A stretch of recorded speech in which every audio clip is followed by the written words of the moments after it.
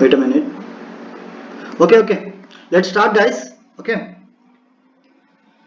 First, we will start with reservoir engineering, the one by one question. Okay. Let's go one by one, and then we will go to drilling, then production. Okay. We will be going very slowly. Okay, to make you understand. Okay. See, basically, what I will be doing is I will be doing numericals by myself. Okay. I won't be giving any time, but for theoretical part, I will be giving you some time. Okay. So basically, let's start with the first question. Calculate the Dijkstra-Parson permeability variation from the following data. Okay, they have asked you to find the heterogeneity, means how much is the reservoir heterogeneity using Dijkstra-Parson permeability variation V. Okay, Dijkstra-Parson permeability variation is given by K50 minus K84.1 divided by K50. Okay. This is the formula for Dijkstra-Parson permeability variation, but you cannot use this one. You cannot use K50 is equal to 16. This is K50 is equal to 16 and K84 is equal to 20. It is wrong. Okay. How K50 is defined as? Okay. Let's start. So V is equal to K50 minus K84.1 divided by K50. Okay, K50 basically it is defined as the, okay, consider K50 is 80 millidarcy. What do you mean by K50 is equal to 80 millidarcy? It means 50% or more. 50% or more amount of formation, okay, is having permeability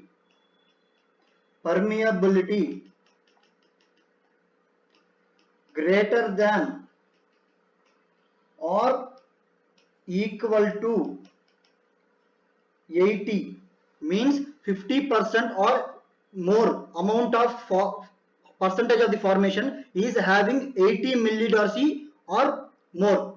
That is the definition of K50. Okay, so in this particular question here, given for a particular thickness, see, given the formation is having 4 zones. Okay, given the formation is having 4 zones, each thickness is 16, 34, 20 and 30, and given each permeability 50, 60, 84 and 100. So basically to find the K50, okay, so how do we do it? So basically, guys, K84.1, what do you mean by K84.1 is the, it means 84% or more amount of formation is having the permeability greater than or equal to that particular permeability, that is defined as K84.1. okay, so let's do this question. So basically, how to do this question? First, to find K50 or K84.1, okay, to find K50 or K84.1, what we have to do is you have to place the permeabilities in descending order. Okay, first, okay, these are the steps to find the permeability variation method. Okay, first step is permeability in descending order. Okay, that is, this is K, this is H. Okay, the highest permeability is 100, corresponding 30, then 84, 20, 60, 34, 50 and 16. So how do we find 50%? So basically what we have to do is, this 50% is sigma cumulative H divided by sigma H, that is H thickness, total thickness into 100 is the 50%. That means how we will calculate is, so first what we will do is we will calculate the cumulative H. What do you mean by cumulative H? Cumulative H is calculated by, this is 30, 30 plus 20, 50, 50 plus 50 plus 34, 84, 84 plus 16, 100. Okay, and total thickness is equal to 100. Okay.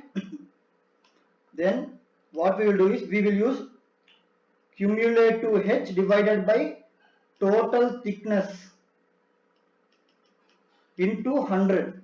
Okay, this is the percentage. This is the percentage that it represents. This is the percentage. So basically this percentage is 30 by 100 into 100, that is 30. This is 50. This is the percentage. This is 84 percentage. This is 100 percentage. Okay, so according to this K50 is equal to 84. Okay, and K84 is equal to 60. K84 is equal to 60. So finally the answer is V is equal to K50 is 84, K84 is 60 divided by 50. K50 is 84. So the answer is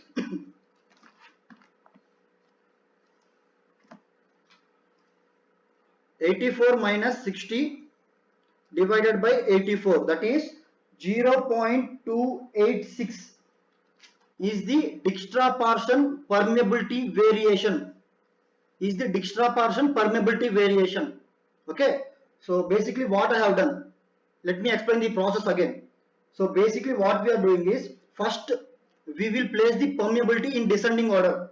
Okay, second we will find the normality of H, that is thickness. What do you mean by normality? Normality is defined as, normality is equal to some cumulative H divided by total thickness into 100. This is defined as normality. Okay, and this 50% in the Dijkstra-Parsons variation formula represents normality of a particular formation. Okay, so first what we have done is descending, we have placed the permeability in descending order and we have find the respective normality of each thickness. Okay, which represents the K50 and K84 one. Okay, so K50 is 84 and K84 is 60. So using that we have calculated Dijkstra-Parsons permeability variation. Okay guys, if anybody have any doubts or if you didn't understand it, ask me in the live chat, I will explain it again. Okay, so this is the first method. So basically what we have done is, first we have placed the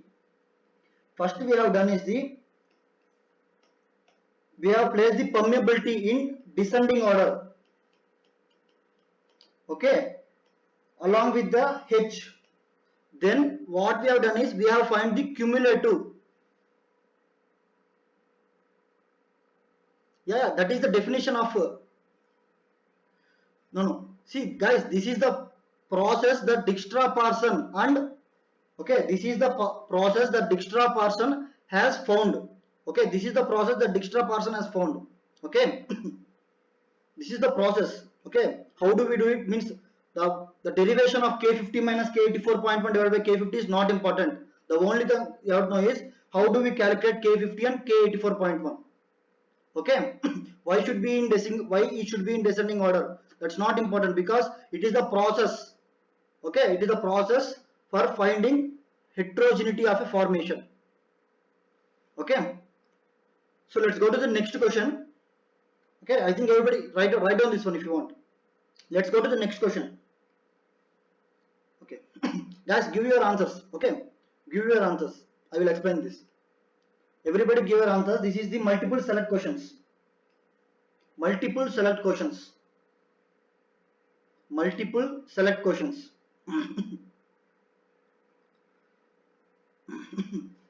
So everybody is giving A and B. Good. So basically given a particular reservoir is containing oil and water.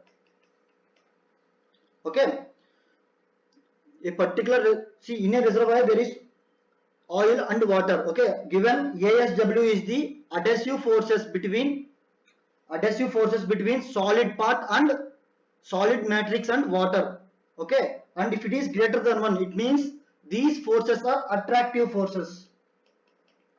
These forces are attractive forces. That means there is attractive forces between. That means there is attractive forces between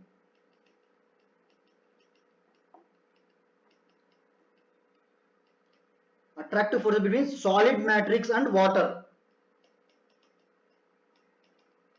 So what do you mean? So okay, if there is attractive forces, I told you the definition of wettability is the attractive forces. So if right now there is attractive forces between solid matrix and water, that means the solid matrix is water wetting in nature. So in case 1, the solid matrix is water wetting in nature. Okay, so the first one is the answer. Let's go to case 2. Given ASW is less than 0, that means that is the forces between solid part and oil are is less than 0. That means the forces are repulsive.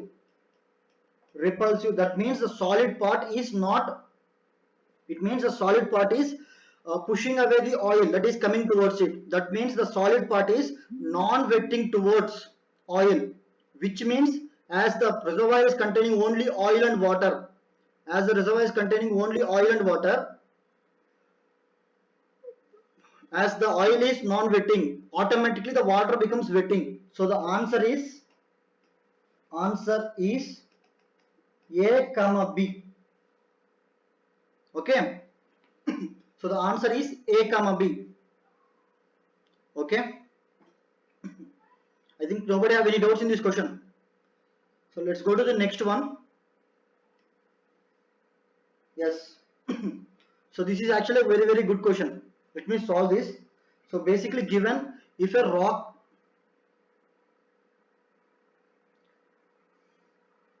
yes, that is theta. Chirag, that is the contact angle. Okay, that is the contact angle. If theta is greater than 0, it means it is oil wet. Okay, if theta is greater than 0, it means oil wet. Okay, that is theta. Right now we are talking about the adhesive forces.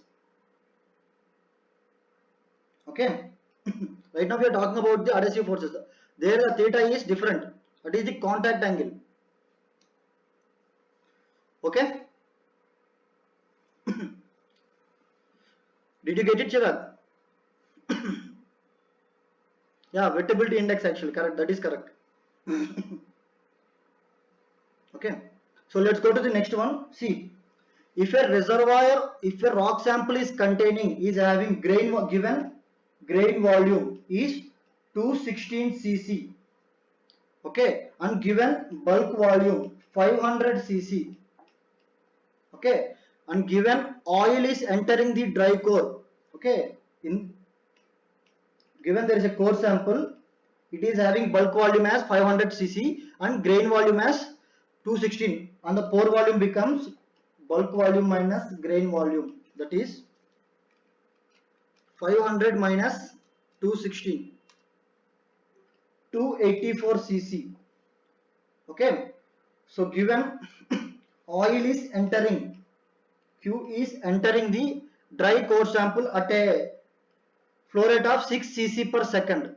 Okay, inside the core sample there is only air right now. Okay, so given find the time at which the saturation of oil inside the core is just more than 25%. That means 25% of the pore volume inside the dry core should be occupied by oil at that particular time. So we have to find the time at which 25% of the pore volume is occupied by oil.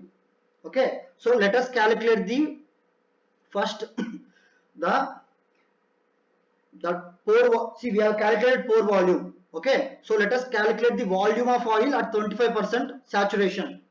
At 25% saturation, volume of oil that is at S saturation oil equal to 25%, the volume of oil inside the core sample will be pore volume into saturation of oil. Pore volume is 284 cc and saturation of oil is 0.25. So that is 284 into 0.25, 71 cc. Okay, so given the flow rate of oil that is going inside the core sample is constant and it is 6 cc per second, and it is 6 cc per second. So Q is given by volume by time. So time is equal to volume by flow rate. Volume is 71 cc, flow rate is 6 cc per second. Okay. So the answer is 71 divided by 6, that is 11.8 seconds. Okay. Guys, did you understand it? Do anybody have any doubts? So if you want to find this wall, that is the time at which the oil, that is the saturation inside the core sample becomes 25%, you have to find the first you have to find the pore volume, then we have to find the volume of oil that has entered into the core sample at 25% saturation, that is pore volume into saturation of oil, that is 71 cc. That means at 25% oil saturation, the volume of oil inside the core sample is yeah, it is correct. It is correct. Okay, so basically the answer is 11.8 seconds. Okay, so let's go to the next question. Guys, if anybody have any doubts, stop me right there and I will answer your doubts. Okay, let's go to the next question. Okay, this is actually a very good numerical. Okay, this is actually a very good numerical. Basically, to find wettability of a formation, there are two methods. So basically, measurement of wettability. Okay, measurement of wettability. There are two methods. The first method is Amott method.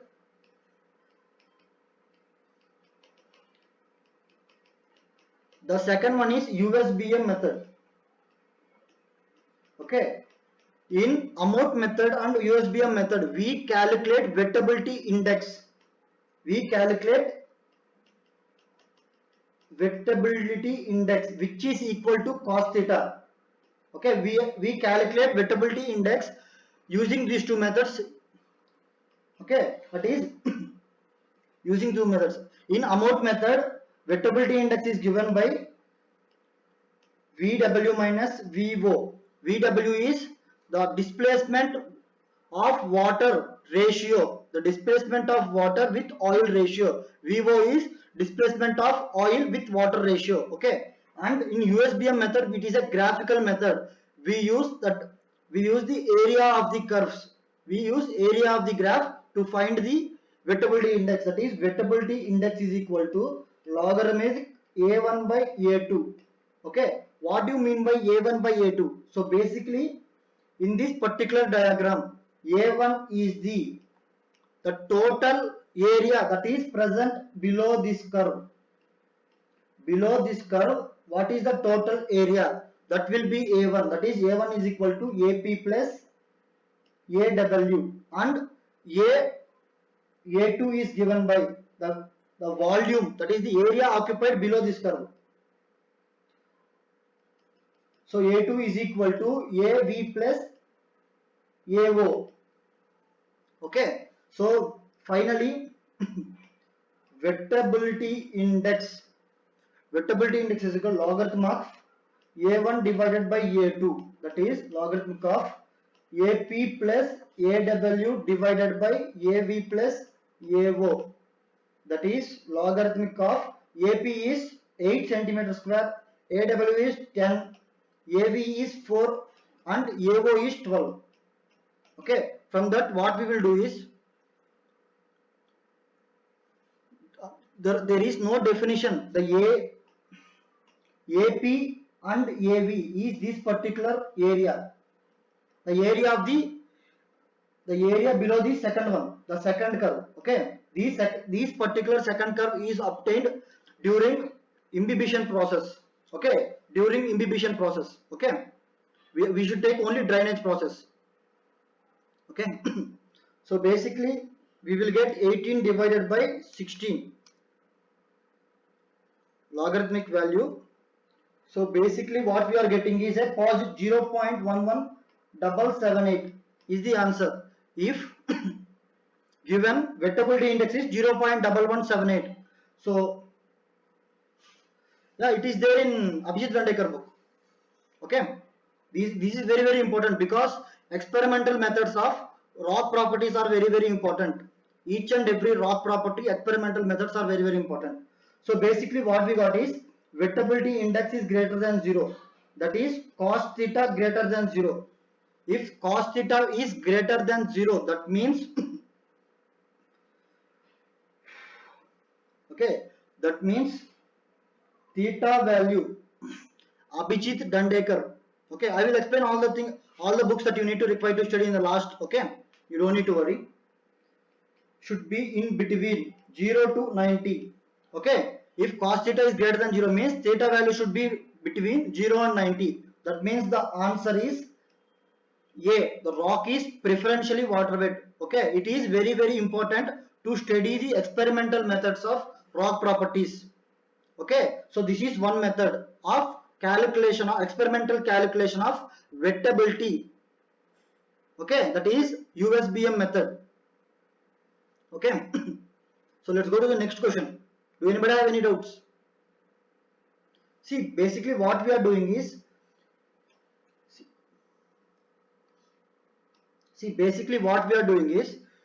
for calculation of wettability there are two methods, Amodt method and USB method. USB method we will be using a graph. Okay, we will be using a graph which contains, okay, condition of mixed wet is when wettability index becomes 0. When wettability index becomes 0, the condition is mixed wet. Okay, so what we are doing is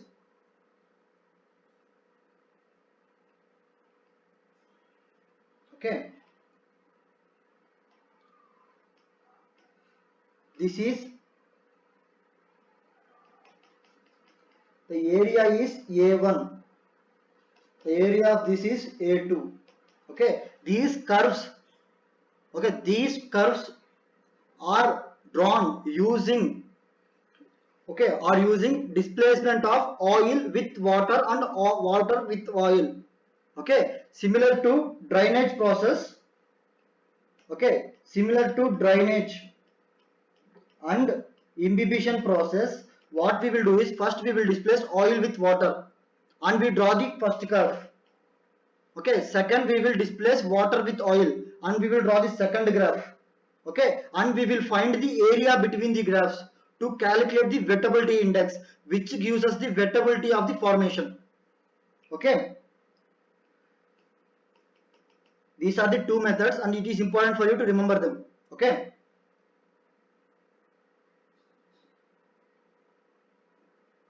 no, see, I have told you the definition of wettability index is equal to cos theta. Okay, so when wettability index becomes greater than 0, it means the cos theta value is greater than 0. If for cos theta to be greater than 0, it should be between 0 and 90 only.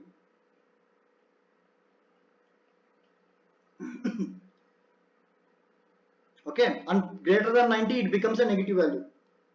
Okay, so basically for theta greater than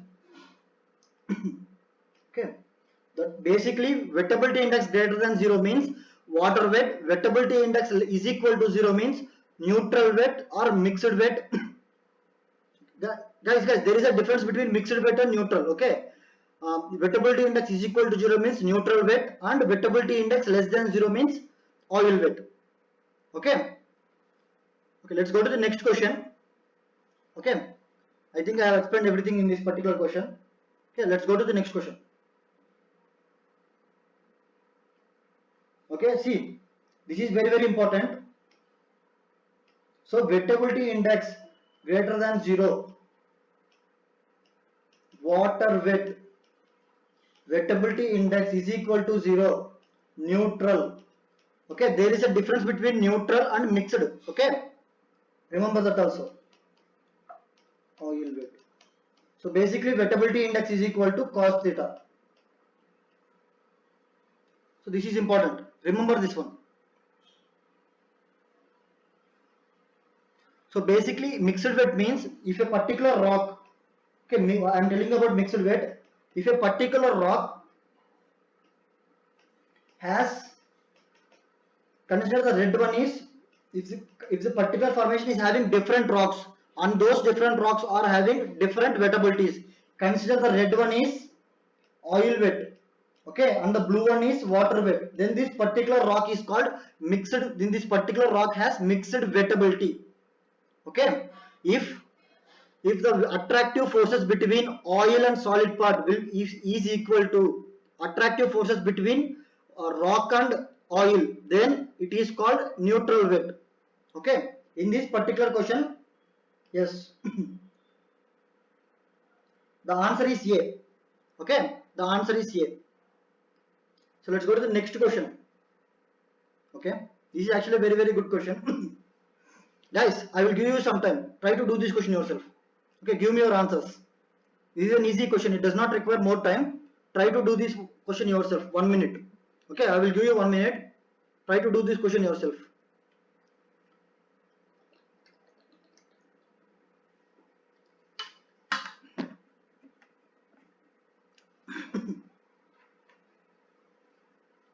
Okay,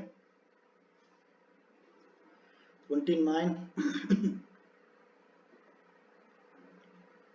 Do this question yourself, it's actually a very good question. So let's start the question. See. So given if a rock is having, answer is actually 25. Okay, answer is 25. Okay, let me start the question.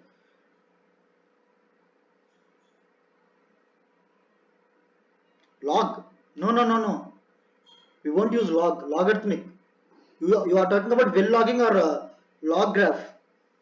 We won't use log. Okay, we'll use an experimental methods to find the graphs. Okay, let's start this question. Given a rock is having a pore volume as 40 cc and grain volume as, okay, which you are using, which log? It is natural log, not to the base 10, ln. Okay, good question. This is natural log to the base e. Okay, to the base e. Okay, let's start. See, given for a particular formation the pore volume is 40 cc and grain volume is 100 cc, then the bulk volume becomes 140 cc. Okay, given a particular formation is having pore volume 40 and grain volume 100 cc. So basically during diagenesis process 5 cc of matrix particles, means 5 cc of matrix particles are included into the rock. What do you mean by intrusion? It has entered, okay, it has entered the pore volume of the formation. Okay, it has entered the pore volume of the formation, that is, okay, and bounded with the grains and lithified. Okay, and bounded with grains and lithified in a way bulk volume is not affected. So bulk volume is same, but all the rocks that has entered the formation is right now in the pore volume, and the pore volume is decreased from 40 cc to, so what happened is grains entered pores, so pore volume becomes 40 minus 5, that is 35 cc. So find the new porosity. The new porosity is final pore volume divided by bulk volume. Porosity is final pore volume divided by bulk volume, that is 35 divided by 140,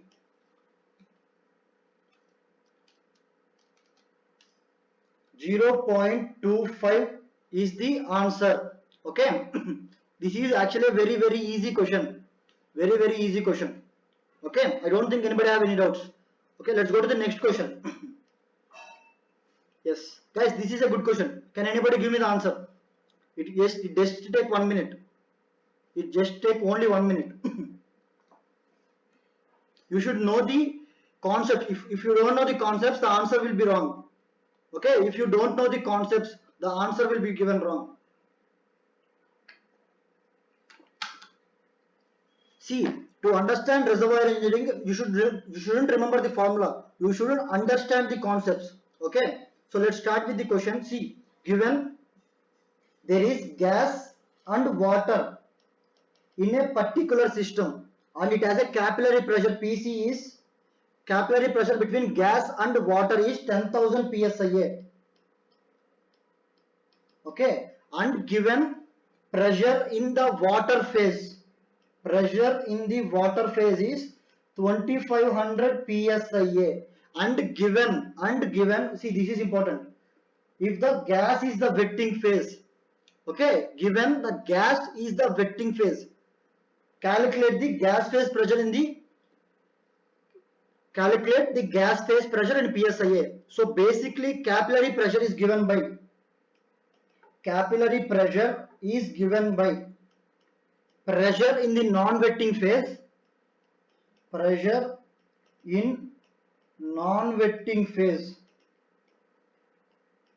minus pressure in the wetting phase. So given, okay, so capillary pressure is given by pressure in the non-wetting phase minus pressure in the wetting phase. So see the question. Capillary pressure for gas water system is 10,000 psi. That is, capillary pressure is 10,000 psi. Okay, and given gas is the wetting phase, so pressure in the wetting phase is 2500. Okay. So given gas is the wetting phase, so this is P gas. Okay, and given pressure in the water phase is 2500 psi. So basically P gas becomes 2500 minus 10,000, that is minus 7500 psi is the answer. Okay, this is basic, very basic question. You should know how to apply this question. That is, capillary pressure is equal to pressure in the non-wetting phase minus pressure in the wetting phase. So given pressure in the pressure in the non-wetting phase is 2500 and capillary pressure is 10,000, then the pressure in the wetting phase becomes minus 7500 psi. Okay, do anybody have any doubts? So the answer is minus 7500 psi. Okay. Guys, give me this question. This question is very easy. This is a 1 mark question. So give me the answer for this question.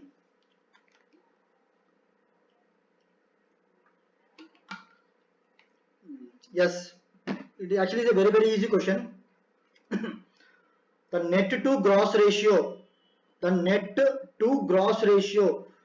is always less than or equal to 1. That means net pay in a formation will be less than or equal to gross pay in the formation.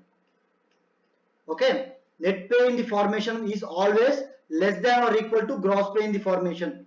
So net to gross ratio becomes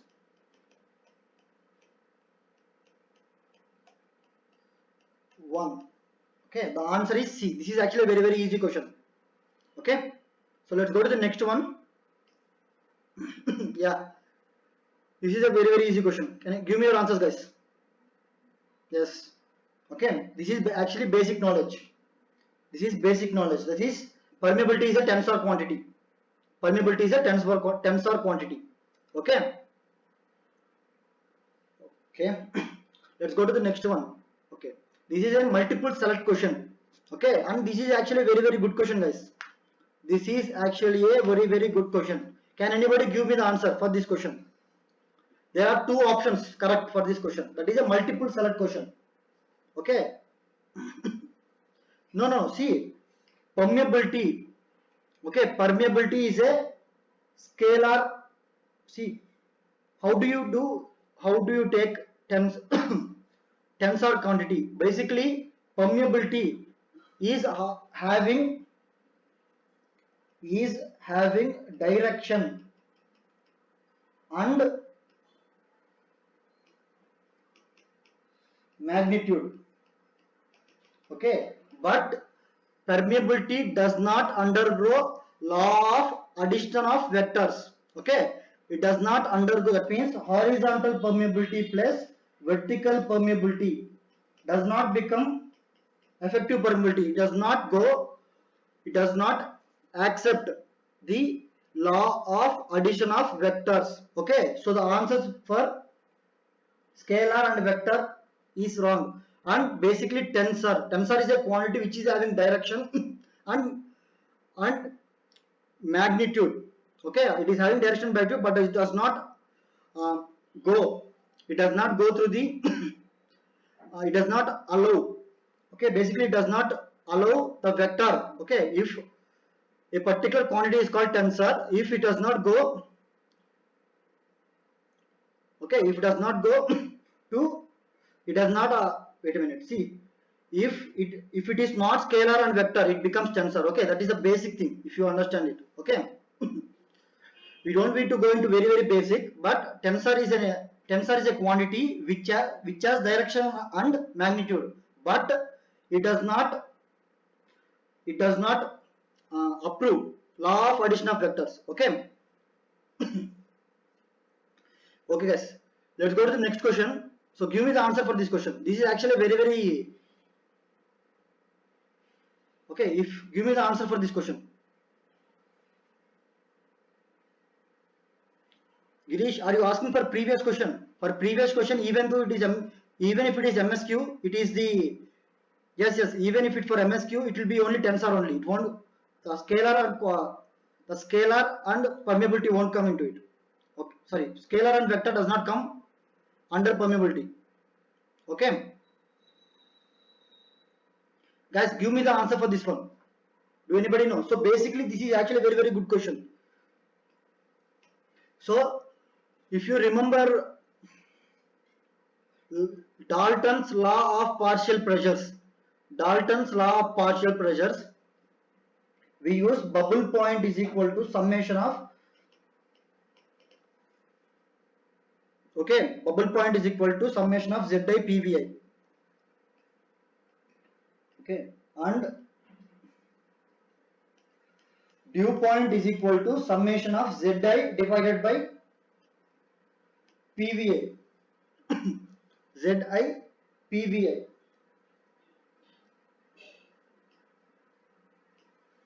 So basically what is happening is, see, Z, these particular two formulas, okay, these are for ideal mixtures. Okay, this particular question is for a non-ideal mixture. Okay, non-ideal mixtures. So basically in non-ideal mixtures what happens is, see, Zi is equal to NL into YI. Okay, wait a minute. NL into XI plus NV into YI. Okay, considering the total number of moles inside the non-ideal mixture is 1. So at and Ki is given as Yi divided by Xi. For a non-ideal mixtures, Ki is equilibrium constant. Okay, for non-ideal mixtures in Dalton's law of partial pressures, Ki is Yi by Xi. So what happens is Yi becomes Ki into Xi. So Zi is equal to NL into Xi plus NV into Ki into Xi. That is Zi is equal to NL plus NV into Ki into Xi. Okay. So wait a minute. kV is equal to xi.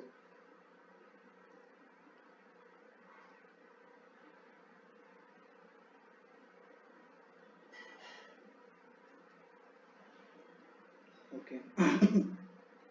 So basically what we are doing is, see, Dalton's law of partial pressure states that total pressure inside a Dalton's law of partial pressure states that total pressure inside a container is equal to summation of all the partial pressures inside the container. Okay, and it states that NL is total liquid content and NL is total moles, the total number of moles of liquid present inside the container.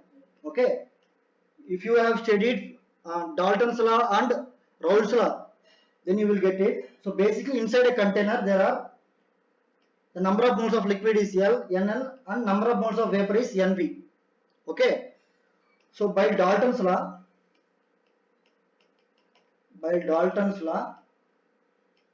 okay, by Dalton's law, total pressure is equal to P1 plus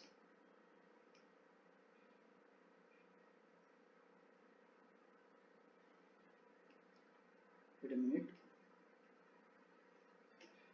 This is Ki. Okay, this is Ki. So Dalton's law states that total pressure is equal to summation of all the pressures, partial pressures inside the container. Okay, and it also states that the partial pressure inside a container is equal to liquid content, that is the mole fraction of liquid content of the particular component into pure vapor pressure. Okay, Pi is partial pressure. Okay. So basically what happens is, so at bubble point pressure, okay, at bubble point pressure what happens is the whole fluid is in liquid state. At bubble point pressure the whole fluid is in liquid state except for only one bubble of pure vapor pressure, okay, of the component. Pure vapor pressure of the component. Okay, so let's come back. See, at bubble point pressure what happens is the entire reservoir is at liquid state except for only one bubble of gas. Okay, that means if you take the above question,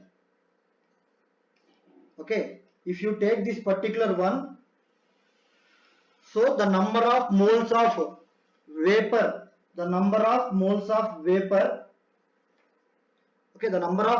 vapor is very less when compared with number of moles of liquid. Okay, so that is at bubble point pressure,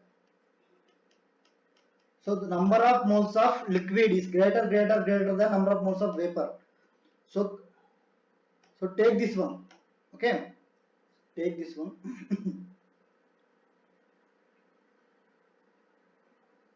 Okay.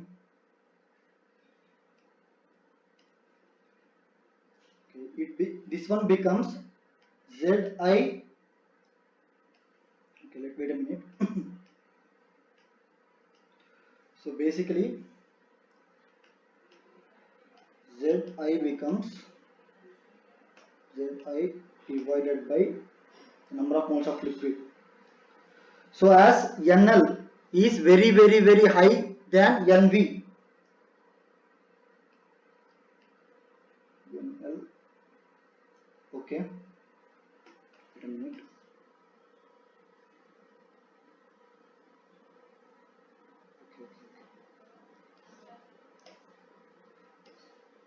Okay, wait a minute guys, this actually is a very big procedure. It involves NV into Xi is equal to NV. If you can see here, we cannot ignore Xi. Okay, so that's why we will be not taking this equation. So basically we will be using another equation, that is NL into xi plus nv into yi, where xi is equal to, given ki is equal to yi divided by xi. Okay, so basically xi becomes yi divided by ki. Which one? Oh yes, this is ki. Yes, sorry. So we cannot ignore ki. So what we'll be using another formula. Okay, so zx is equal to nl into yi divided by ki is plus nv into yi. Okay, that is zi into nl divided by ki plus nv is equal to yi. Okay, so we will be taking this particular one. So basically at bubble point pressure, nl is very high when compared with nv, so we will ignore nv. Okay, so this one becomes zi. Okay, see, so besides zi there will be n. Okay, we will take n is equal to 1. Okay, basically if you have studied Dalton's law of partial pressure, there will be n value. N is the total number of moles present inside the container, so we will take it 1. So nl will become almost equal to the total number of moles.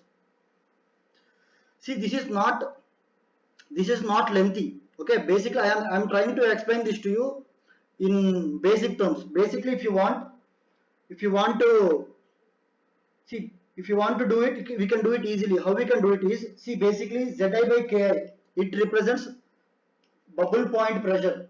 Okay, because bubble point pressure is given by summation of zi into ki. Okay, where, okay, see, bubble point pressure is equal to summation of zi into pvi. Okay, and 1 is equal to summation of zi pvi divided by bubble point pressure, and ki is given as, okay, ki is also given as pv by bubble point pressure. 1 is equal to summation of z into ki. So at bubble point pressure, what we will get is 1 is equal to zi into ki. Okay, but this is the shortcut method. I am trying to explain the very lengthy method. Okay, let me explain the shortcut method if you want. So basically bubble point pressure is equal to summation of zi into pvi. Okay, if you take the bubble point pressure to the right hand side, what we will get is, okay, and pv by bubble point pressure is ki is, okay, but in real life situations this particular formula is derived assuming n is approximately equal to the number of moles of liquid. Okay, which is not true. So basically in this particular case, at bubble point pressure, these particular one should be less than 1. So this should be less than 1.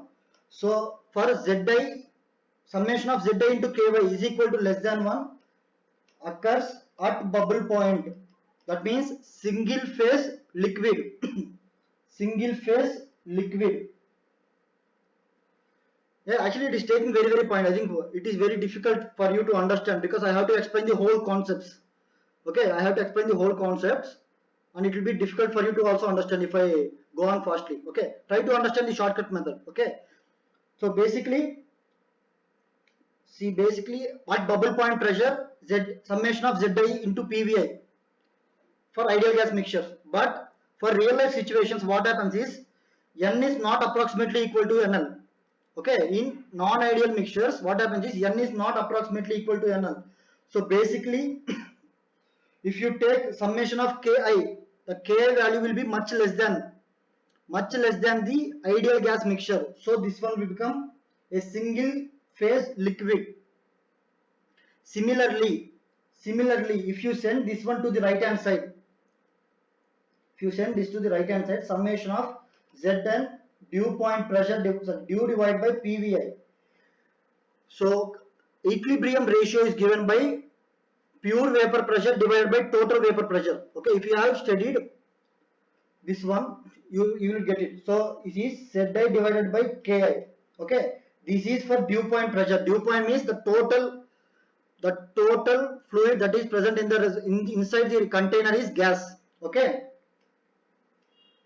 so this one is so this one is C. So one is A and 2 is C. Okay, if you can see here, these two get cancelled.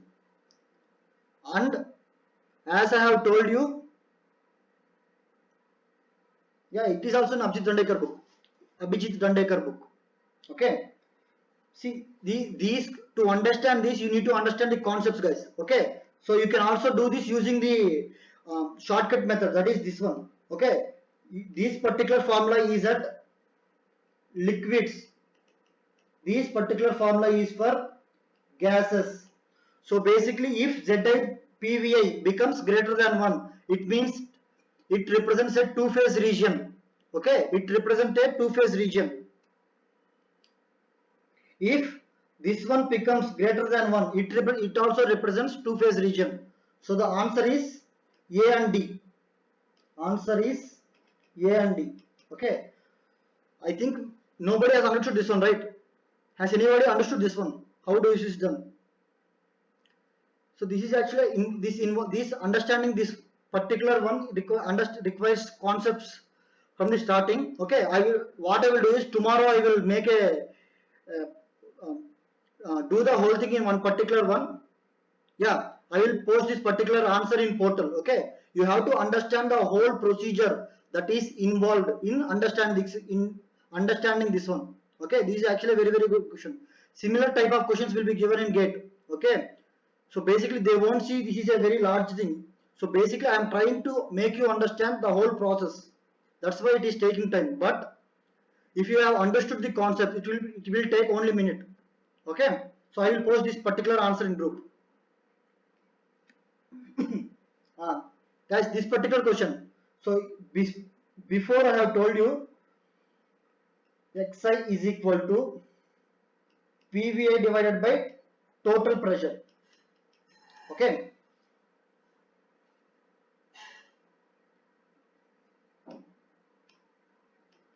okay, mole fraction of gas is given by PVI total pressure. This is Raoult's law.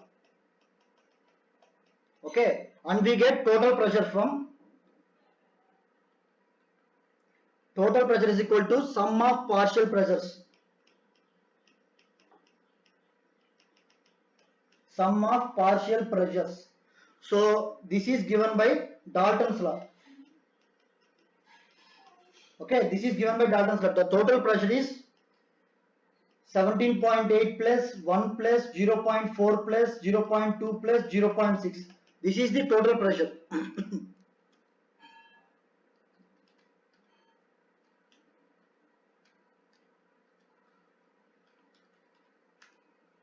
That is 20 psi is the total pressure, and the mole fraction of gas is given by PVI, partial pressure divided by total pressure. Okay, this is the PI. PI is partial pressure divided by total pressure. So this one becomes 17.8 divided by 20, 0.89.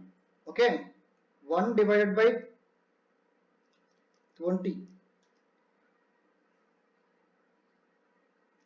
1 divided by 20, 0.05. Okay, so basically what we are doing is we are applying first Dalton's law to find the total pressure. Okay, and we are applying Raoult's law to find mole fraction of gas. Okay, if you find the mole fraction of gas, that is Yi, what we will do is we will use we will find apparent molecular weight.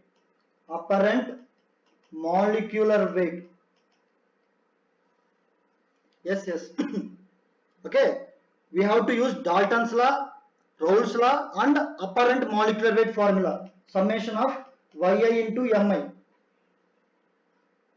From this we will calculate the specific gravity of gas. Okay, I am not doing this question. Try to do this question yourself.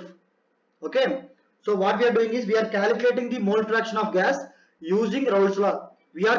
For Raoult's law you require partial pressure and total pressure. The total pressure is calculated by Dalton's law of partial pressures, which states that the total pressure is equal to summation of all the partial pressures. Okay, and we will calculate the apparent molecular weight for different things. Okay, you can do this yourself. I will give you the answer for this question. Okay, do it in your free time. The answer is, yeah, 0.6201 divided by 0.665. Okay, do this question yourself. Okay, if you are not getting this answer, post it to me. I will check it once again. Okay, this is actually a very good question. It involves 3 concepts. Okay, let's go to the next question. Yes, this particular question is also very important. And I have given one MPa is 10 to the power 6 pascals. Yes, N-butane is 58. So basically, I think you can do it from there. For each molecular weight, you will, apparent molecular weight is summation of mole fraction into molecular weight of each substance, each component. Okay. Okay. Let's come to the next question. Okay. Next, come to the next question. This is actually a very important question. I think majority of students don't know the basic difference. Okay. So basically, one thing that you have to remember is, see, so when we are applying field units, okay, when you are applying field units for real gas equation, for real gas equation, so basically what we will do is you will convert PV is equal to nRT. Okay, that is P1 V1 divided by nRT1 is equal to P2 V2 divided by nRT2. Okay, so basically guys, if you remember this, first if the temperature is in degree Fahrenheit, in both cases, if temperature is in degree Fahrenheit, we convert that into Rankine.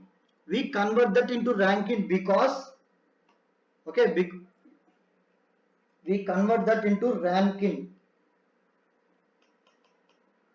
Okay, why do we convert that particular one in Rankine is, see, when you, in oil and gas industry, basically when they say oil formation or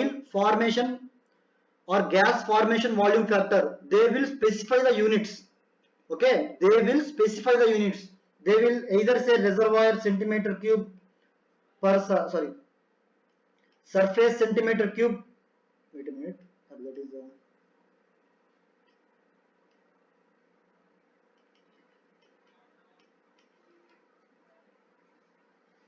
okay, they will specify the units, that is feet cube per SCF or barrel per SCF, all those things, because the BG, even though the BG has no dimensions, the BG volume factor is dependent upon these particular volumes, these particular units, that is reservoir centimeter cube and surface centimeter cube. So basically what does this means we have calculated BG at CGS units. If they say that the gas formation volume factor is reservoir centimeter cube per surface centimeter cube, it means they have calculated BG value at CGS units. If they had said that the BG is calculated at feet cube per SCF, it means the BG is calculated at field units. That means they have used volume of gas in reservoir, that is field units, divided by volume of gas in surface, that is also field units. So basically let's come to this question. So basically what they have given is, they have given pressures at surface and reservoir, and they have given temperatures also, okay, and they have given compressibility factors. So basically, and they have asked you to find the gas formation volume factor in reservoir centimeter cube and surface centimeter cube, that is in CGS units. So basically, while calculating gas formation volume factor, you have to convert all the units to CGS units. That is, you have to convert all the units, that is pressure to atmosphere, temperature to Kelvin, pressure to atmosphere, temperature to Kelvin, and volume to centimeter cube. Okay, so basically in this particular question, to find the gas formation volume factor, we will convert this 15 megapascals. Okay, we will convert this 15 megapascals to atmosphere. So given 14.7 atmosphere is equal to 10 to the power 5 pascals, that is 0.1 megapascals. So basically 1 megapascals, sorry,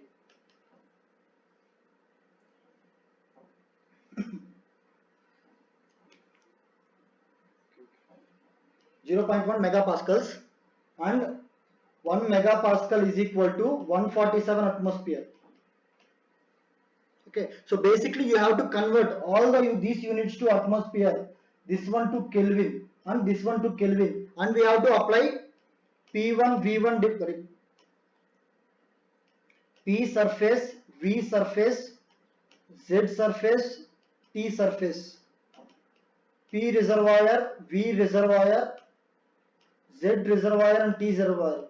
All the units in this particular formula should be in CGS units, because they have asked us to find the gas formation volume factor at CGS units.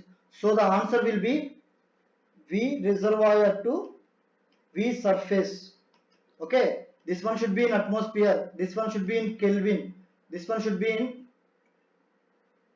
yes, 1 atmosphere is equal to 10 to the power 5 pascals. Yes, okay, here M pascals means, guys, it is megapascals, that is 1 MPa is equal to 10 to the power 6 pascals. So basically what we will do is, we will substitute that and we will get the equation. Okay, we will get the answer. Okay, do anybody have any doubts in this particular question? Okay, I am not doing the mathematical part.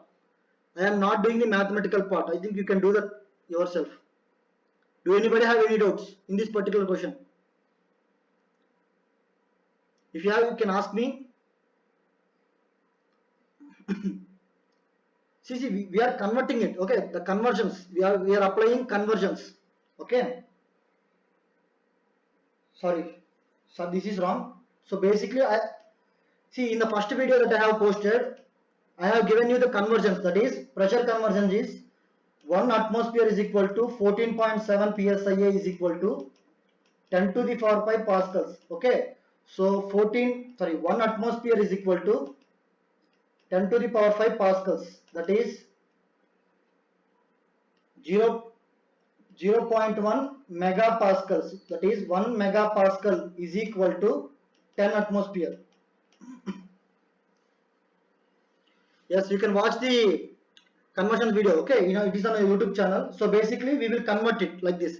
1 MPa is equal to 10 atmosphere. Okay, I have done that particularly wrong. Okay, I have taken it 14.7, that is wrong. Okay, so we will convert all the units to reservoir, that is surface units. Okay, if they have asked this particular question in feet cube per SCF, then what we have to do is, you have to convert all the units here to field units.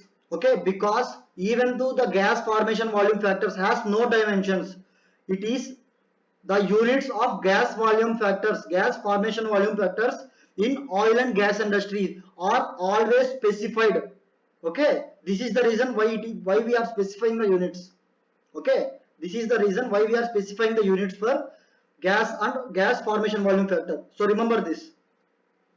Okay, even though the gas formation volume is having no dimensions, that means no units, we will always specify the units of gas formation volume factor and all the formation volume factors. Okay.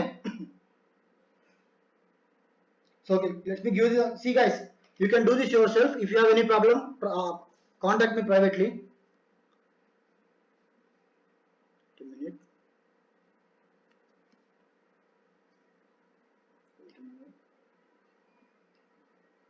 Okay, 6.701. Okay, 6.70 to 6.95. 6.70 to 6.95. Okay. Okay. This particular question. This is a direct question. This is a direct question, that is BO is equal to BOI 1 minus C into PI minus PB. Okay. Guys, do anybody have any doubts in this question? Yes. BG should be less than 1, but when feet cube per SCF, in feet cube per SCF. Okay. And not only that, I think the values here is not actually correct. Okay, it is not actually correct. I have given these values only to make you understand how to do the questions. Okay. Okay, yes, it should be less than 1, but the values here is not actually correct. Okay, I just want you to know the process. That's why I given you this question. Okay. Yes, yes. See, it's right. Raj, what you are trying to say is right. BG should be less than 1. Okay, BG should always be less than 1, but the values that I have given is actually not correct. Okay, we have to make sure that this particular value should be less than 1, but according to data it is coming greater than 1. Okay, but according to data it is correct. Okay, but theoretically it is wrong. Okay, I just want you to know the process of how to do these type of question. Okay.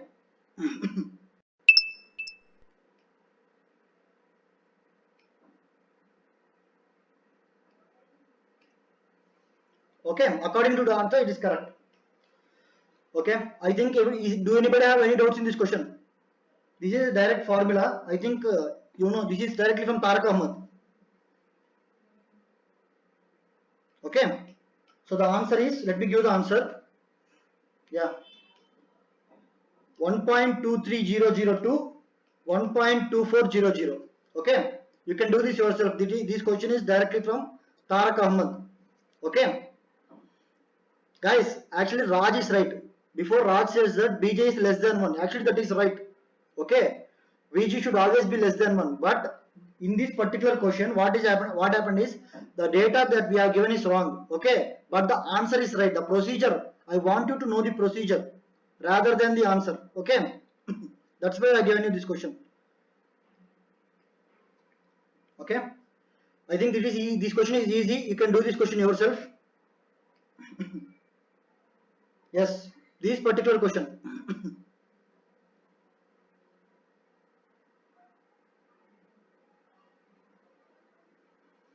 Okay,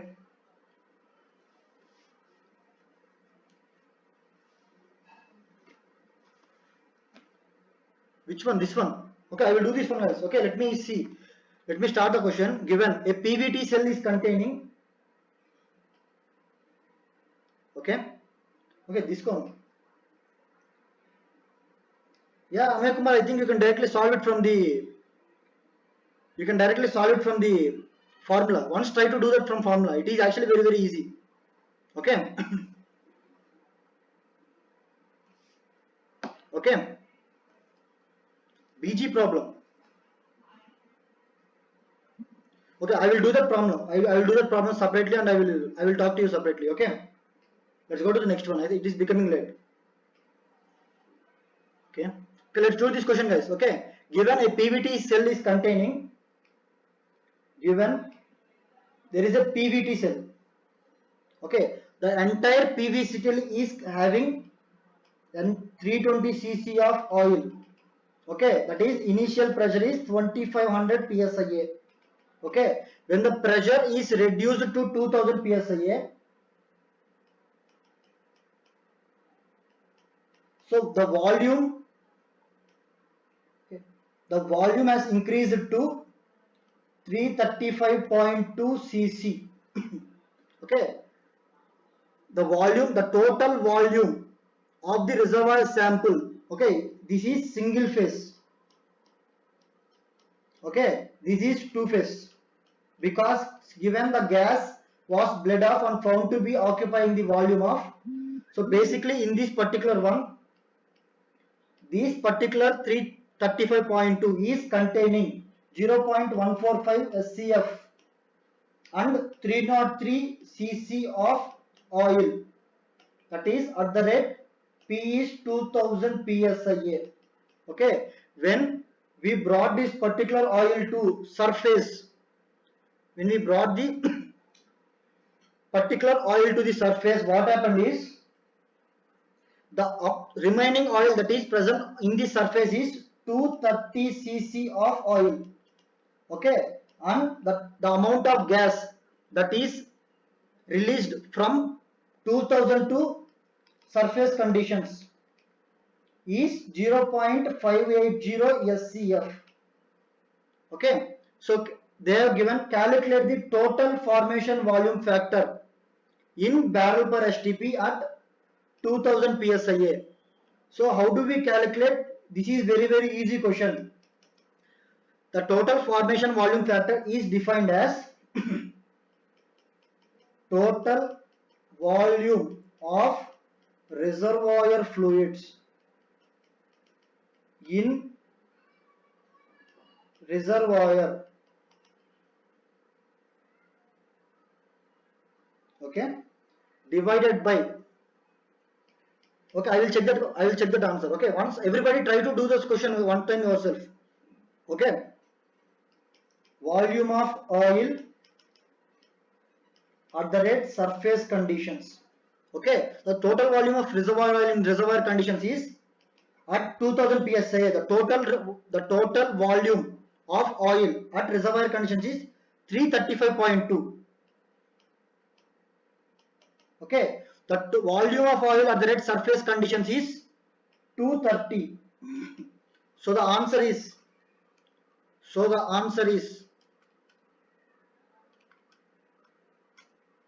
1.4574 is the answer. Okay, I will check it. Raj, I think what you have done wrong is, see, 1 megapascal, 1 MPa is not 10 to the power 3 pascals. It is 10 to the power 6 pascals. This is mega. Okay, that I think that you have taken that one wrong.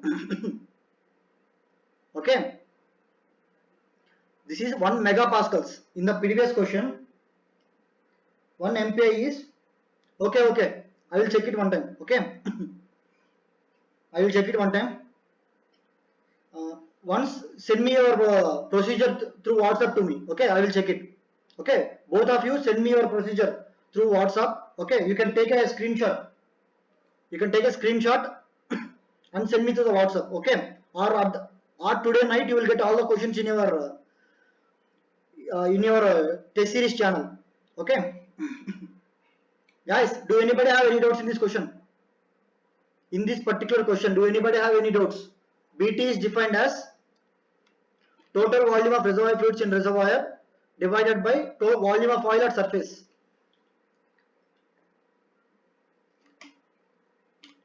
Okay. Let's go to the next one. Yes. Guys, can you give me the answer for this one? This is actually a very easy question.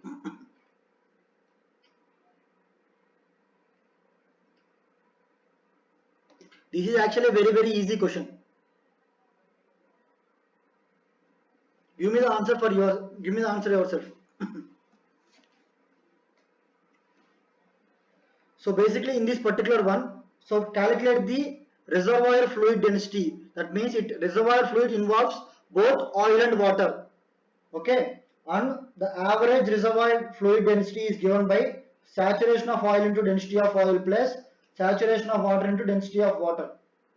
Okay, saturation of oil is 0.7 into 0.9 plus saturation of water is 1.03 into 0.3. Okay. From that what you will get is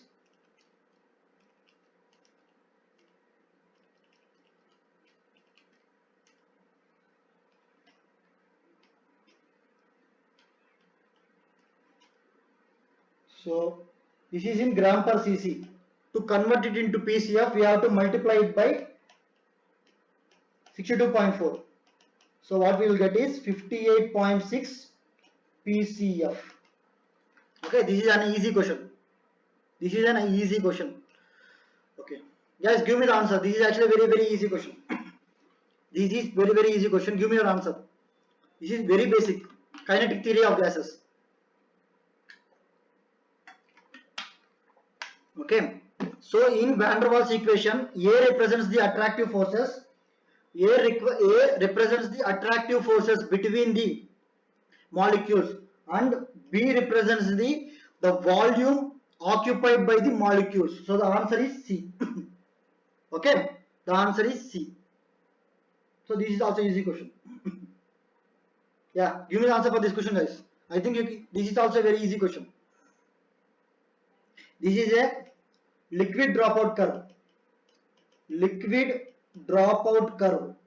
So basically, as the pressure is decreasing, what happens is the liquid volume is increasing up to a certain pressure, and then it is decreasing. It represents retrograde gas condensate. It represents retrograde gas condensate reservoir. So the answer is C. Answer is C. Okay. Yes. This is actually a very good question, guys. This is these similar type of questions will be given in GATE examination. Can anybody give me the answer?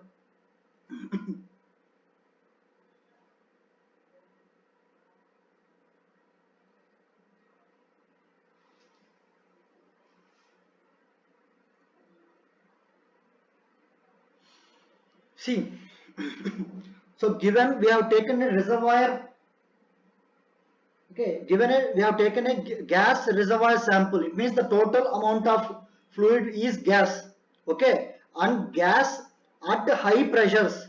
What happens? What happens to gas at high pressures? Liquid will be formed at high pressures. Okay, gas at low pressures will be in single phase. Okay, so here P5 is low pressure region. Okay, P1 is this is low pressure region. Okay, and this is high pressure region. Okay, so basically as we increase the pressure from low pressure region to high pressure region, what happens? First the gas will be compressed, then from a particular point liquid will start to form. That particular point is called dew point. So this one B is dew point. So from dew point liquid will start to form. That means right now in the container both gas and liquid will be present.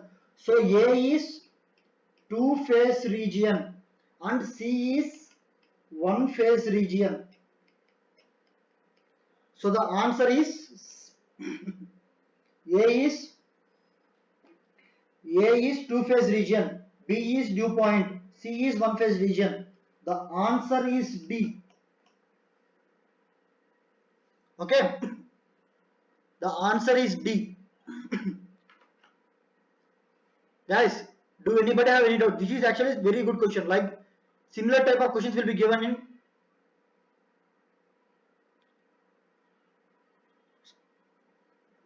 okay, it should be in single phase. Okay, but if you take a gas, no, that's not true. See, remember this, we differentiate gas reservoirs from okay, we differentiate gas reservoirs and oil reservoirs with respect to the critical point in the two phase region. Okay, if you remember this particular phase diagram,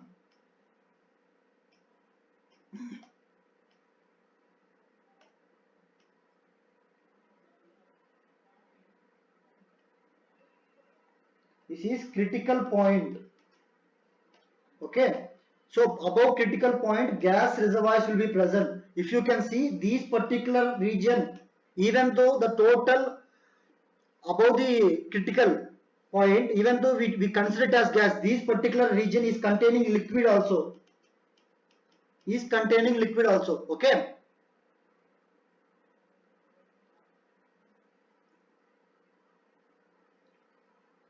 Okay, did you get it,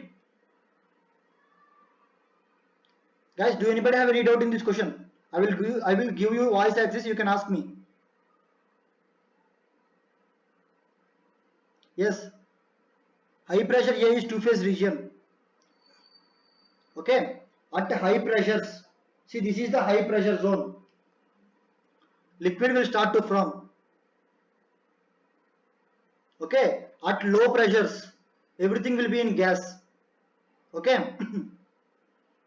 Do anybody have any doubt? No, Raj, that's not true.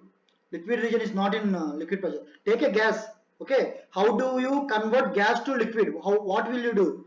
You will compress the gas. That is, you will pressurize the gas. You will increase the pressure. Okay, if you go on increasing the pressure, yeah, it is gas condensate. Gas condensate comes under liquid. Even though it is liquid, if gas condensate is present, it means the two-phase region, right? Okay, if you can see this particular gas, this is two-phase region.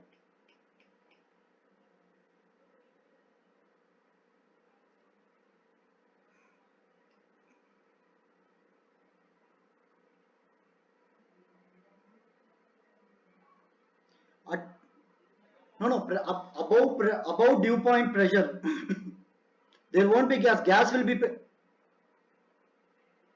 yeah, it is gas reservoir. So in the, you have to take the reservoir sample from the gas reservoir and you have to correlate with different pressures in this particular diagram.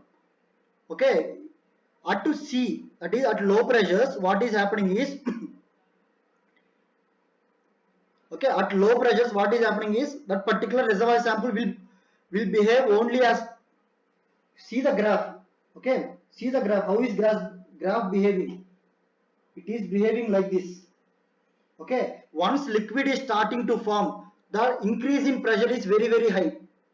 Okay, if you can see here that the change in volume once liquid is starting, for pressure drop is very high.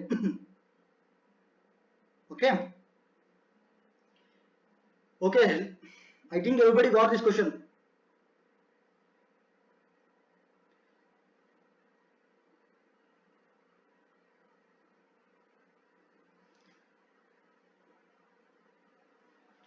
Gas. Yes, that is true. But in PT diagram, if you see PT diagram, this is versus pressure versus temperature. This is pressure versus temperature. Okay, in this particular case, this is a PVT graph versus P versus P. This is a graph between P and V. Okay, in P and V, if you take a single line, it represents the constant temperature. Okay, it represents constant temperature. Okay, here from C to A, it is representing constant temperature. Okay, Raj, it is representing constant temperature.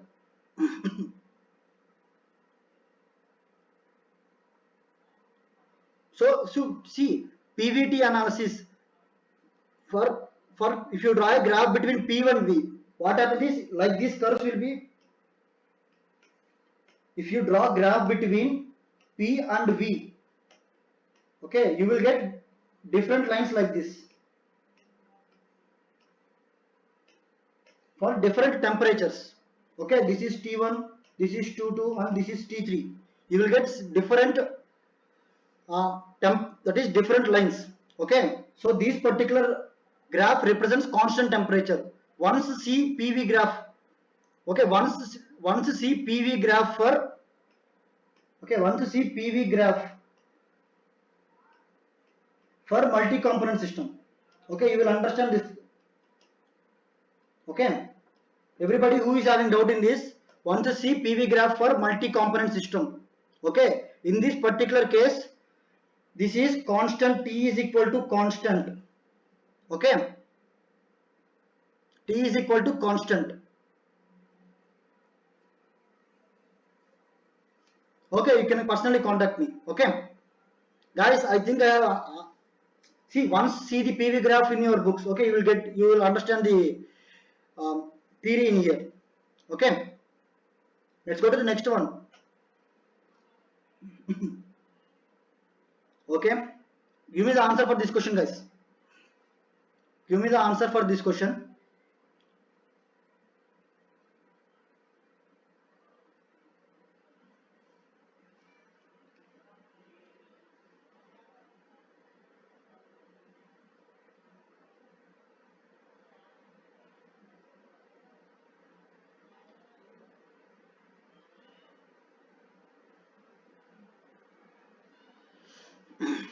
Raj. Okay, guys, wait a minute. I will explain on PV a small thing. Okay, let me draw a small thing. Okay, for multi-component system at constant pressure,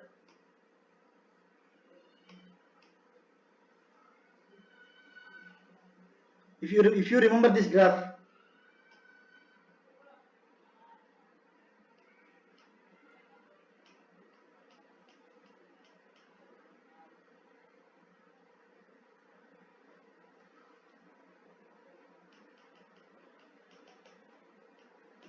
this is the graph. Okay, for multi-component system, PV graph is like this. Okay, this will be bubble point. Okay, this will be dew point. Okay, right now I have given you only this graph. Okay, I have given you only this part of graph.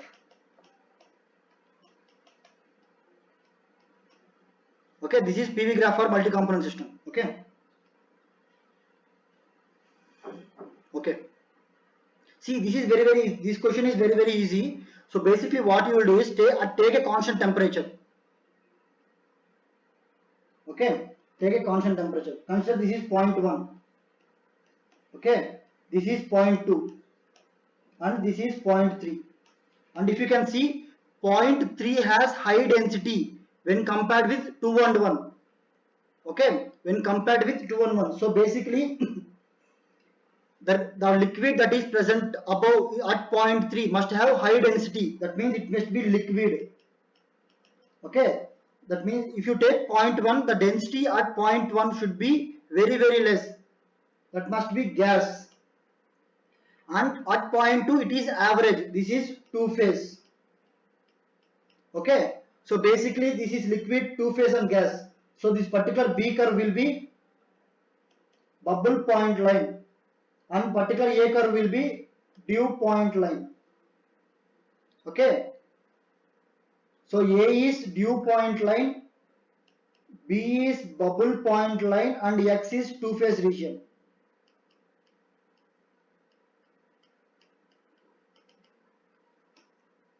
Okay, answer is C. Good. Yes. What about this question, guys? Yeah, percussion. Okay, good. The answer is percussion sidewall coring.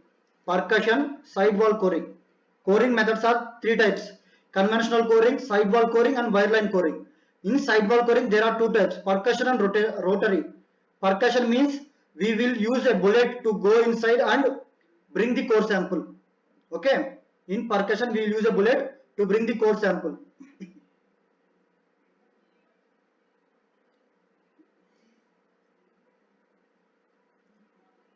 Okay. No.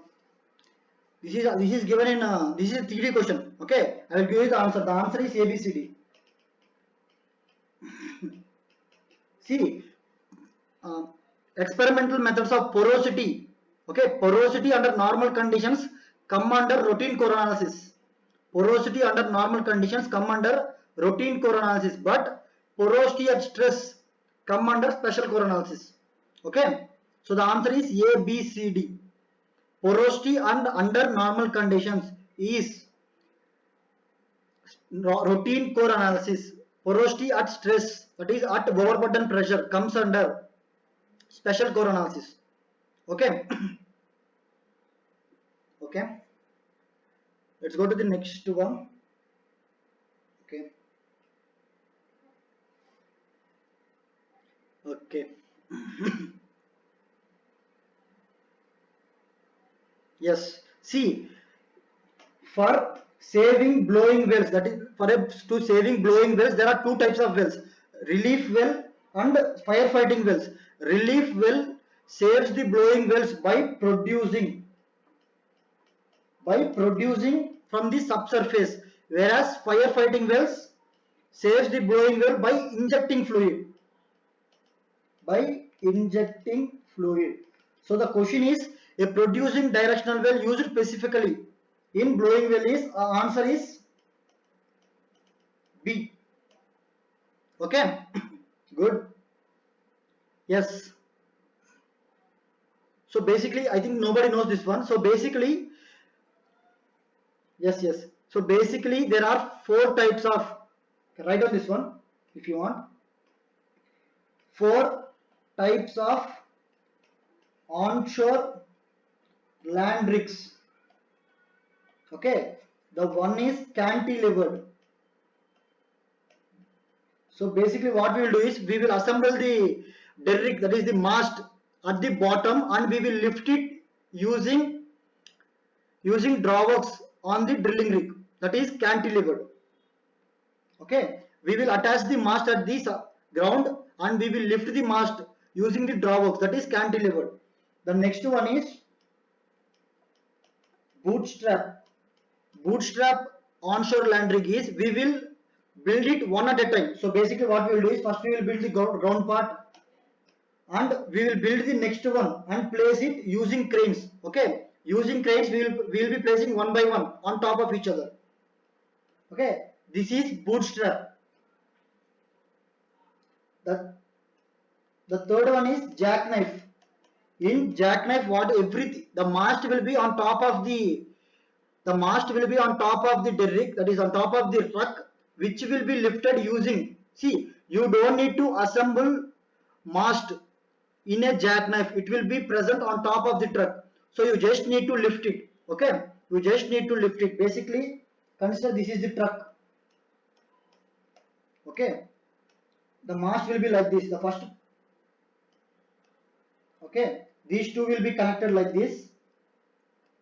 Okay, what you will do is, so by using drawworks we will lift it. Okay, at a single time, we don't need to assemble anything or any other thing. You just need to lift it using drawworks.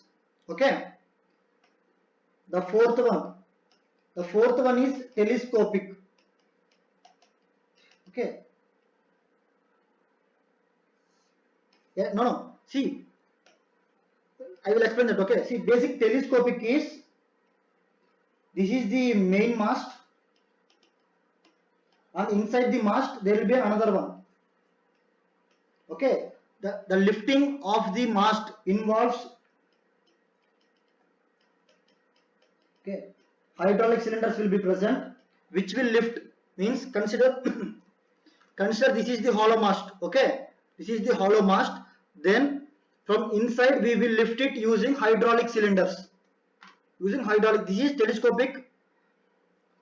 is telescopic mast. Okay, telescopic onshore rig. Okay, so basically there are two types of rig: conventional rigs, mobile rigs. Okay, onshore rigs, two types, conventional, mobile, or portable. Okay, in this mobile or portable there are four: jackknife, cantilevered, telescopic, and bootstrap. Okay, so given which are the following onshore land rig can be raised and lowered quickly. So basically in these two we require assembling of the drilling rig, that is the mast. Okay, whereas in jackknife you don't need to. So the answer is B. Okay, the answer is B. Okay, let's go to the next one. Yes, can anybody say the answer for this one? Yes, yes. See, basically the substructure, that the vocabulary term that we use as for substructure of permanent wells. Okay, for permanent wells, the substructure is known as derrick.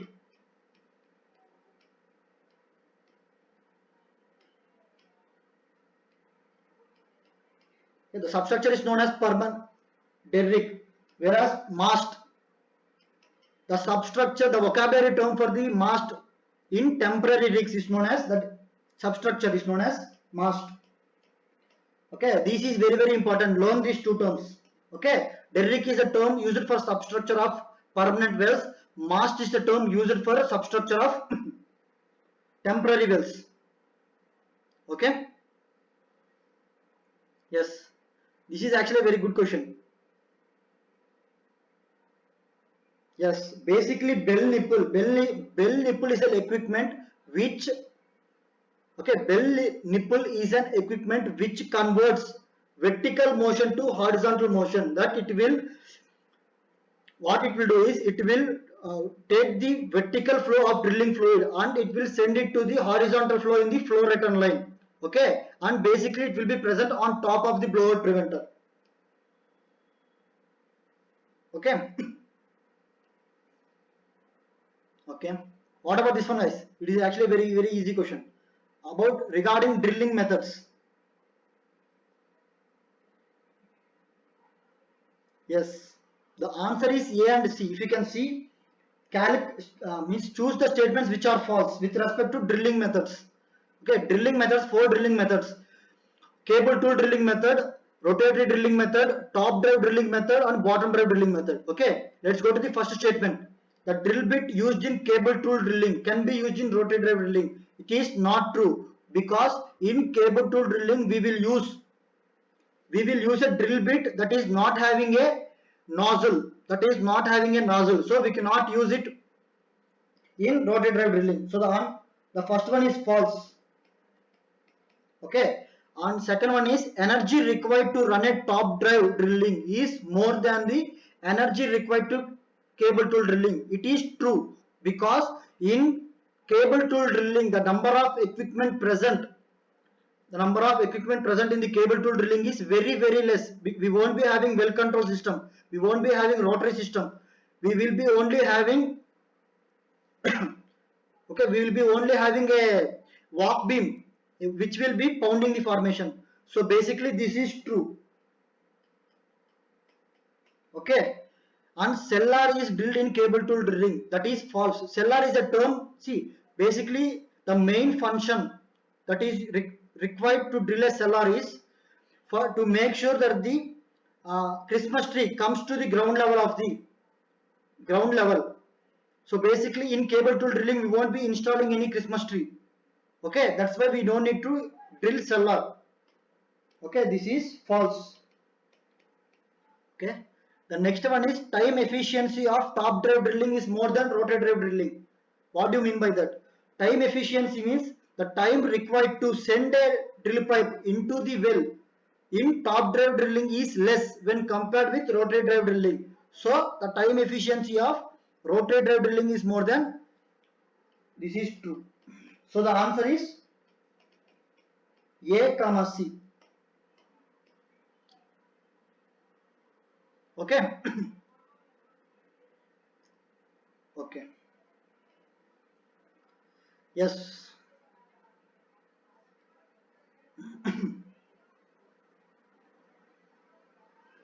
Yes. So basically, no. So basically, guys, if you take a rotary system, okay, there will be rotary table. So inside rotary table,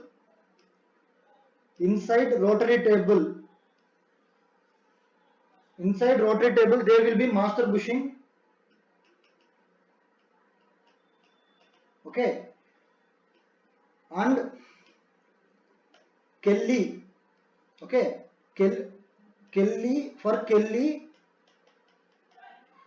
bushing will be attached. Okay, so basically when you are placing the slips inside the rotary system, what you will do is you will lift the Kelly. So when you are lifting the Kelly bushing will also be lifted along with it. Okay, the Kelly bushing will also be lifted along with Kelly. Okay, and the slips will be placed inside insert bolts. Okay, basically there will be insert bolt inside the insert bolts. These insert bolts shape will be similar to the shape of the slips. Okay, so inside these insert bolts we will place the slips. So the answer is master bushing. The answer is master bushing. Okay, do anybody have any doubt? Okay, let's go to the next question. Yes. Guys, do anybody know what you mean by pipe rank or? Yes, that is true. See, so basically,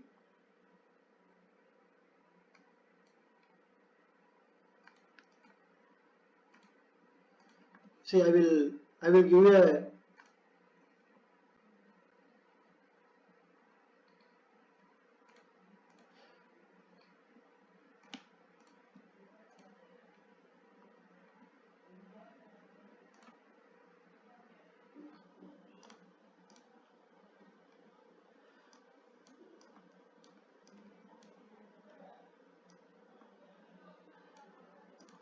Guys, if you can see here, see, first, first, this is the drilling rig.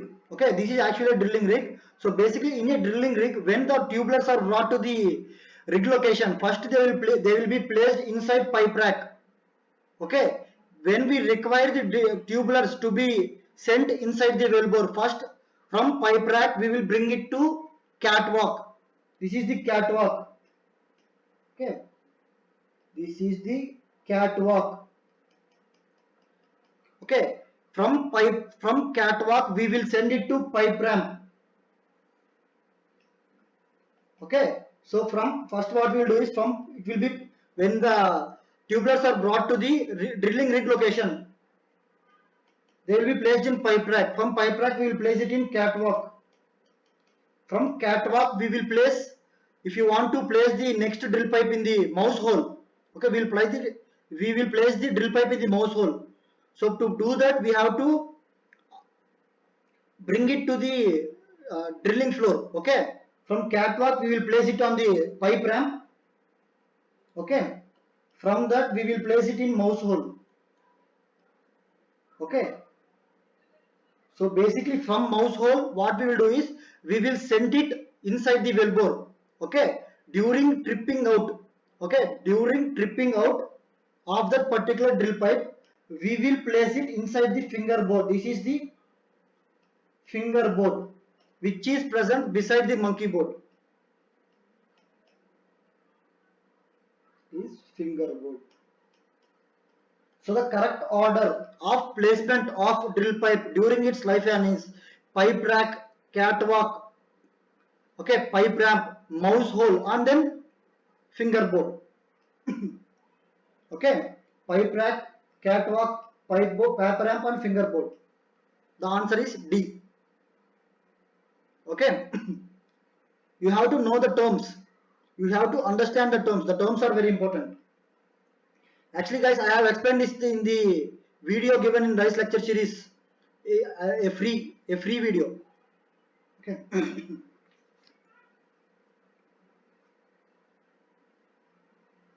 Guys, shall we continue or shall we take a break? Shall we continue or shall we take a break for 10 to 15 minutes and start again? Shall we continue or shall we take a break for 10 to 15 minutes? Okay, we will continue. Guys, okay, good. I'm thinking everybody is becoming weak. Good. Okay, see, how do we do this question? So basically this involves okay, you should know how to do load distribution analysis. Okay, basically I think you have done load distribution analysis for four-legged derrick. I think you have done load distribution analysis for four-legged derrick. Okay, right now the question is for three-legged derrick. Okay, so basically there will be three types of loads on a derrick. The first one is hook load. Okay, the second one is fast line load. The third one is deadline load.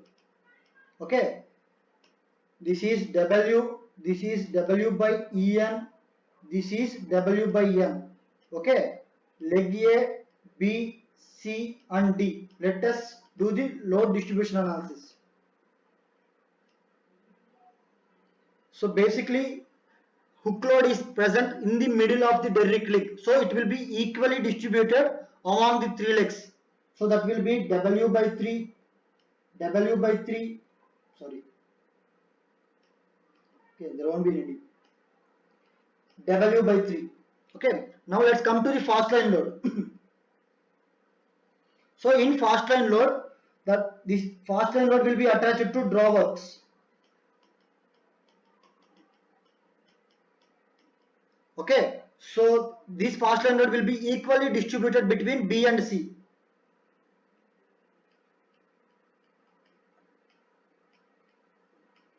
And let's see the deadline load. The deadline load is attached to derrick leg B.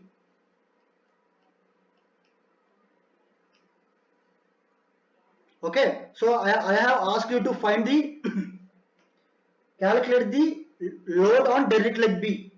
So load on derrick leg B will be W by 3 plus W by 2 En plus W by N. So W is given as 200,000. But can anybody say what is the value of N? What is the value of N? What is the value of N?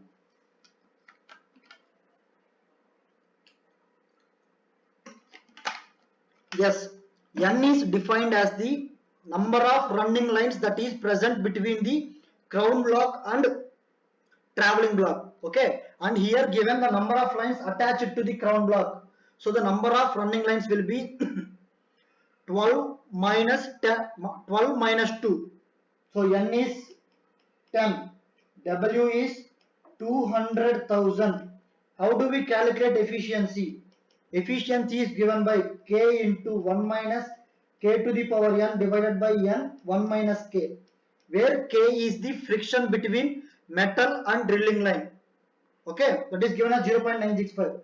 So we calculated W, N and E. From that we will calculate the load on the derrick leg B. Okay. Do anybody have any doubt? How do we calculate? You can do the mathematical part, I think.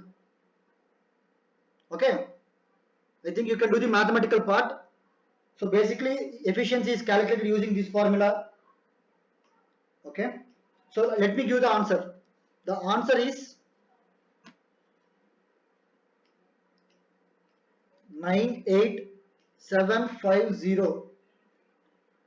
to 98850.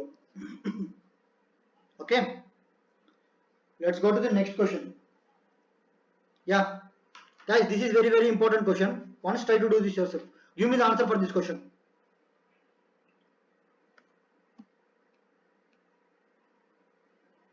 Give me the answer for this question.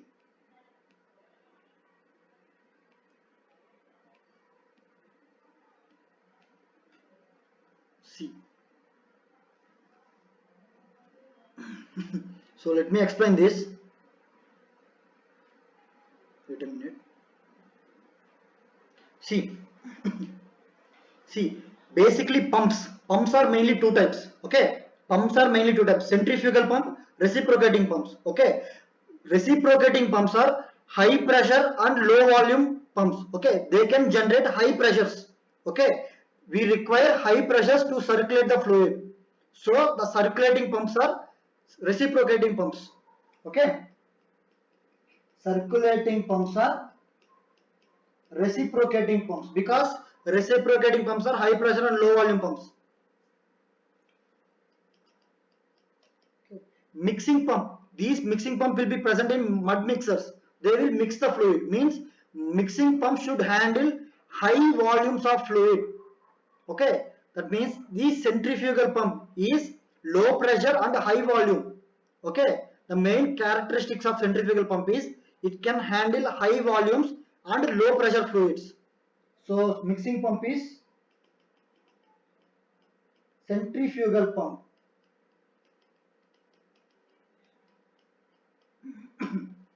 Offshore and onshore. Basically, offshore we will prefer triplex pump because the triplex pump is more compact.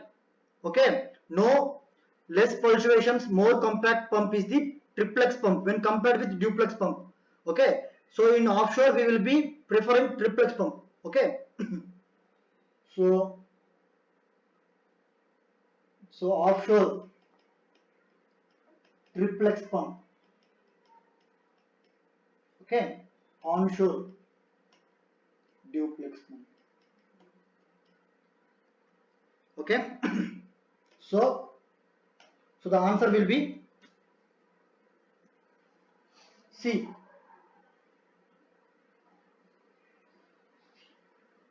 Yes. Okay, the answer is C. If anybody have any doubt, you can ask me, guys. No problem. Yes. How do we do this question? So basically, in this particular question, so consider drawworks. Okay, the width of the drawworks is W. Okay, okay, and this is the diameter of the diameter of drilling line. Okay, the number of turns that can be accommodated. Okay, see given. Calculate the length of the first layer drilling line in feet with 15-inch diameter which is wounded. Given diameter of the cylinder is, okay, capital diameter of the cylinder is 5 feet and its width is 10 feet. Okay, and diameter of the drilling line is 15-inch. Okay, that is if you convert it into feet. So 1 feet is equal to 12 inch.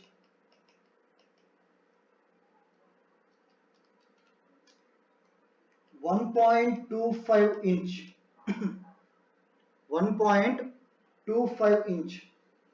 So basically 1.25 inch. So the number of turns that can be accommodated in this particular drawworks is, the number of turns is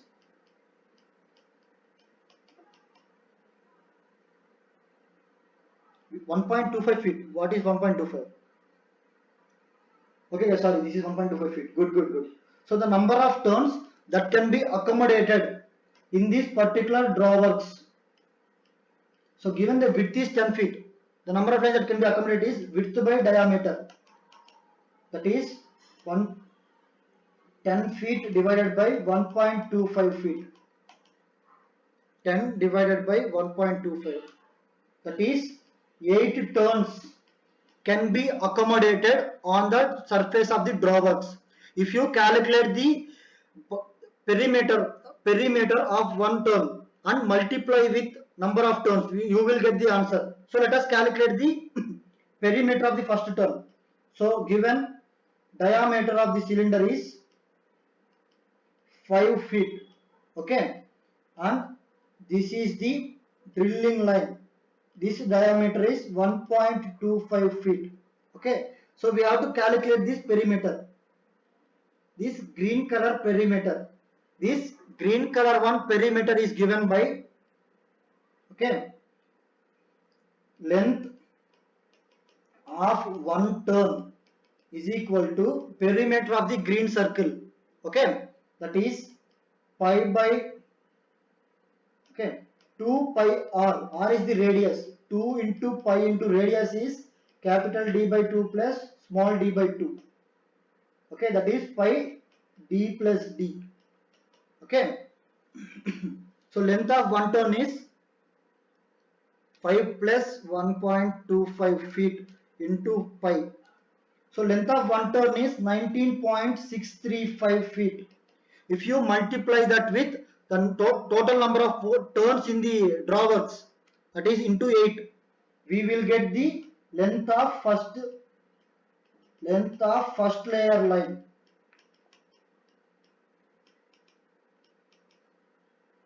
That is 157 feet. That is 157 feet. Okay, easy question. Okay, do anybody have any doubts? Okay, let's go to the next one. Yes. How about this question?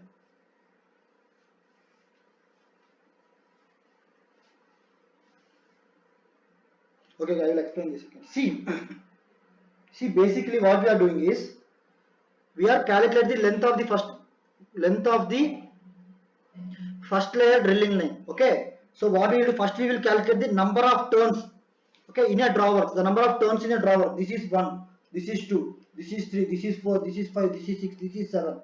Okay. To find the number of turns, what we are doing is we are dividing this W width of the drawers divided by diameter of a single drilling line. So we will get the number of turns. Okay, and then we are calculating the length of drilling line in a single turn. Length of drilling line in a single turn is, see, take this from this.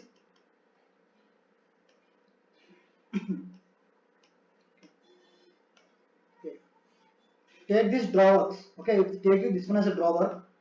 Then these are, okay, it will be like this.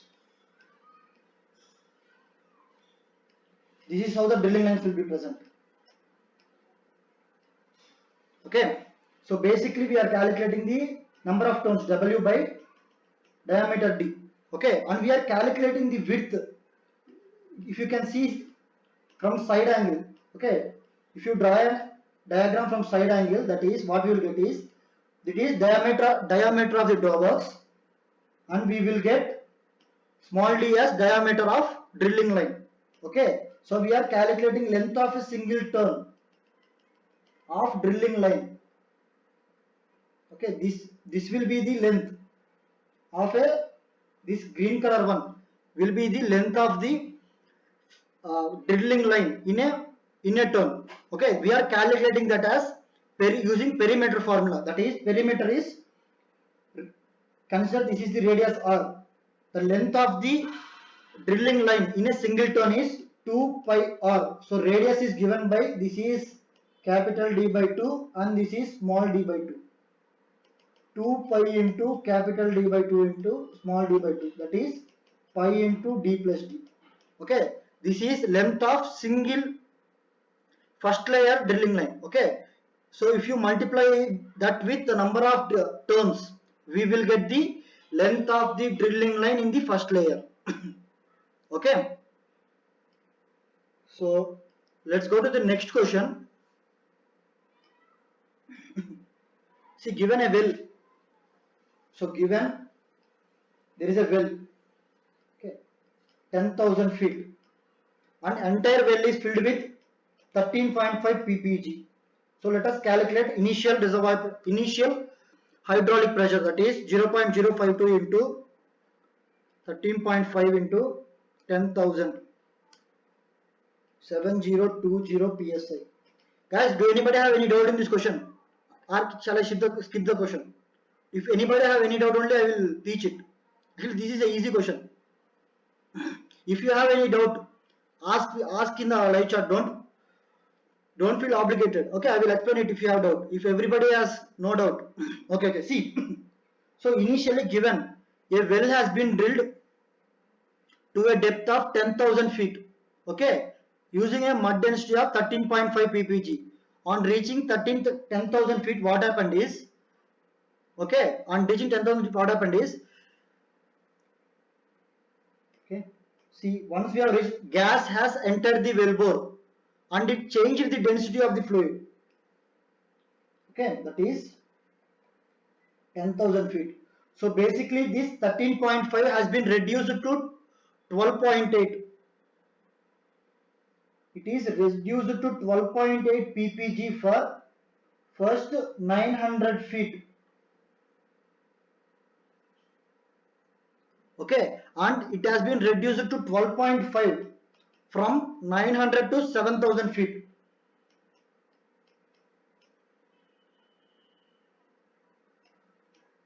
Okay, this is